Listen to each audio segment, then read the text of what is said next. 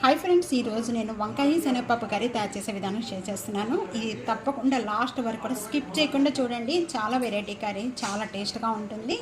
ఇది తప్పకుండా ట్రై చేసి మీకు ఎలా ఉందనేది కామెంట్స్లో తెలియజేయండి. హాయ్ ఫ్రెండ్స్, నమస్తే, వెల్కమ్ టు ఆనోస్ కిచెన్.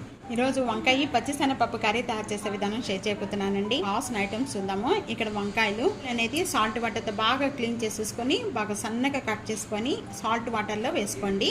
అప్పుడు వంకాయ అనేది కలర్ చేంజ్ అవ్వకుండా ఉంటుంది, వంకాయ కంటెక్కకుండా ఉంటుందండి. అలాగే ఇక్కడ పచ్చిశనగపప్పు తీసుకున్నానండి 1 కప్పు. ఈ 1 కప్పు పచ్చిశనగపప్పు ఒక హాఫ్ అన్ అవర్ వరకు కూడా నానబెట్టుకున్నాను. నానబెట్టుకోవడానికి కనుక టైం అనేది లేకపోతే కనుక కుక్కర్లో కూడా ఉడకపెట్టేసుకోవచ్చండి. ఒక 2 విజిల్స్ వచ్చే వరకు ఉడకపెట్టుకుంటే పప్పు అంతా బాగా మెత్తగా మెదిపోతుంది.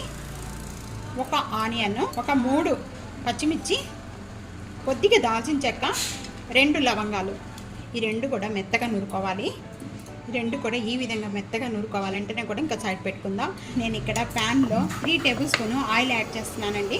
ఆయిల్ బాగా కాగిన వెంటనే ఒక ఎండుమిర్చి, తాలింపు గింజలు, 1/2 టేబుల్ స్పూన్ జీరా, 1/2 టేబుల్ స్పూన్ ఆవాలు, ఇవంతా కూడా బాగా వేగిన వెంటనే కూడా ఆనియన్స్, పచ్చిమిర్చి, వాటి కరివేపాకు కూడా యాడ్ చేస్తున్నానండి. ఈ ఆనియన్స్ వేగుతూ ఉండగానే 1 టేబుల్ స్పూన్ సాల్ట్ యాడ్ చేస్తున్నానండి. మనం తర్వాత చూసుకొని వేసుకోవచ్చు సరిపడకపోతే. ముందుగానే ఎక్కువగా యాడ్ చేసుకోవద్దు. ఆనియన్స్ పచ్చి స్మెల్ పోయే వరకు కూడా వేయించుకోవాలి. ఇంకా కలర్ చేంజ్ అయిపోయిన వెంటనే కూడా ముక్కలన్నీ కూడా దీంట్లో యాడ్ చేసేసుకోవాలి. 1/2 టేబుల్ స్పూన్ పసుపు యాడ్ చేస్తున్నానండి. మూత పెట్టేసేసుకొని ఒక 4 లేక 5 మినిట్స్ వరకు కూడా వంకాయ అనేది బాగా మగ్గించేసుకోవాలండి. మీడియం ఫ్లేమ్లో పెట్టి మధ్య మధ్యలో కొద్దిగా కలుపుకుంటూ ఉండండి. 4 మినిట్స్ అయిపోయిన తర్వాత ఇప్పుడు చూద్దామండి.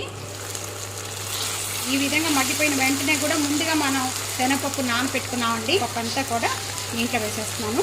ఒకసారి బాగా కలిపేసుకుందాము. స్పూను కారం యాడ్ చేస్తున్నానండి. 1 కప్పు వాటర్ యాడ్ చేసుకుందాం. ఎక్కువ యాడ్ చేసుకోవద్దండి.